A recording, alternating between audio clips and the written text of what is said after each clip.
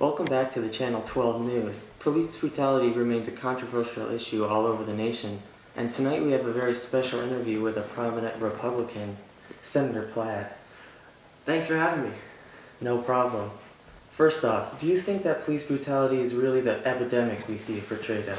No, I don't think it is. I think it's mainly the media, really, saying the same stories over and over again. I don't think it's necessarily the biggest issue. There's so many police officers that go to work every day and do exactly what they're supposed to do.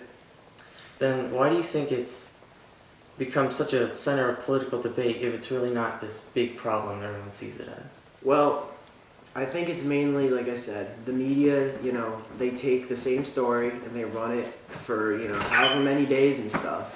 And then eventually, they find a new story and they run that one forever and ever, and then they keep running it over and over again. It's just a huge vicious cycle. And is there anything else you'd like to say to the viewers? Well, I'd like to say, police, they go to work every day and they do exactly what they're supposed to do. And unfortunately, the only ones you seem to hear about are the ones who step out of line. There's 1.1 million or so police officers employed, and I would say maybe 100 of those are the ones who step out of line, and it's a shame that those are the only ones you actually hear about. It is. Well, I'm afraid that's all the time we have for today. Thank you for joining me. Thank you. Thanks for having me. Which country has its shit together? Russia. Why, you might ask? Because they all have goddamn dash cams. Introducing the Dash 3000, the latest in civilian dash cams. With 4K resolution, an ultra-sensitive microphone, and a sleek profile, the Dash 3000 is designed to meet the needs of even the most paranoid Russian. With increasing police brutality in the U.S., the need for a quality dash cam is ever growing. Other than the awesome crash footage you can post on YouTube, you'll be able to prosecute your local police department for even looking at you funny, keeping your city safe and your 12 cats stress-free. For the low price of $696.99, can't beat the functionality or political correctness of the Dash 3000. Welcome back to the Channel 12 News. Police brutality has been a rising problem in the United States, and tonight we have a special interview with a prominent Democrat. He's here to tell us about how his party feels about police brutality. Please welcome Senator Maru. Thank you for having me. So first off, do you feel police brutality is a problem in the United States? I do believe that it's a problem. I believe that it's been a problem and that we're just starting to catch it on video with our cell phones, and all of our devices now have cameras, and that we're just starting to be able to catch police in the act of violating our citizens' civil rights. So what do you think we can do to solve this problem? I think that we need to start holding police more accountable, and that we can create new laws that will be able to do that. So what's your party doing right now to help stem this problem?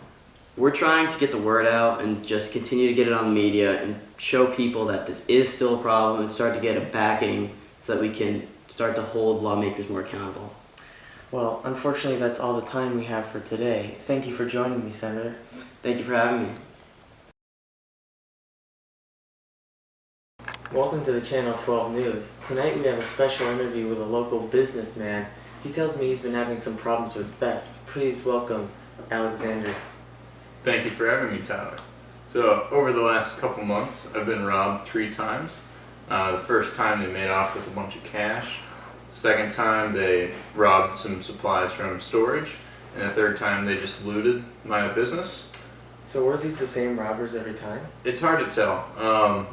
They came when shop hours were closed, so there's no sure way to tell that it's the same people. And why do you think this might be related to police brutality?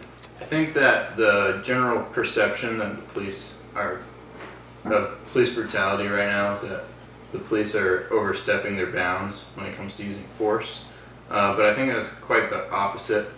In the case of these 3 robberies, I don't think they've been using enough force, and that's why they're allowing these people to rob. So you think these criminals just aren't afraid of the law anymore? Yeah, I think you could say that.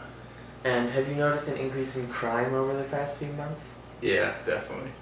Well, that's certainly a disturbing thought. I'm afraid that's all the time we have for today. Yeah. Thank you for joining me. Thank you, Tyler.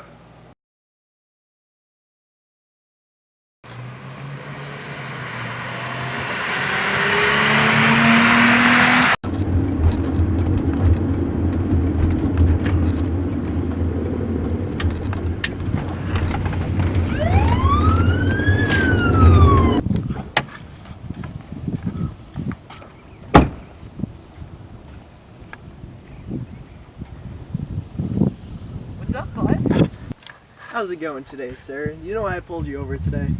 No, sir. Well, you see, you blew that stop sign back there, but you look like a real good dude, so, I'm gonna let you go. Oh, thank you, officer. Well, some nice tires you got there. Yeah, thanks. Yeah? Man, you're a lot nicer than the media and politicians are portraying police officer. Oh, well, thank you. Yeah, it's kind of nice to see that police officers are, just normal people. Oh, that's and, awesome. Want everyone to be safe and stuff. Well, that's what I strive to do every day. Protect and serve. Good. You have a good day, All sir. right, thank you. Welcome back to our show on News Channel 12. Tonight we're going to talk about police brutality. Police brutality is a real problem in America, and it killed 1,147 people in 2017, which is 172 more people than the country of Takalau. Yeah, we've never heard of it either, but it is still a surprisingly scary statistic. But the even scarier thing about police brutality is that 25% of the people affected by it are African American. This shows a scary tendency of police in their usage of force. Even more scary is that 30% of these African Americans were unarmed. However, this is not all police officers. Like, here's a policeman playing basketball with some children. This is not a problem for the majority of police officers, which are doing amazing services in their communities. However, there are a few that stereotype and use deadly force, and this needs to be fixed. There are simple changes that departments can make that make a huge difference. Requiring officers to use other forms of force before using lethal measures, and also requiring all usage of force to be reported, have each reduced the amount of killings per department by 25%.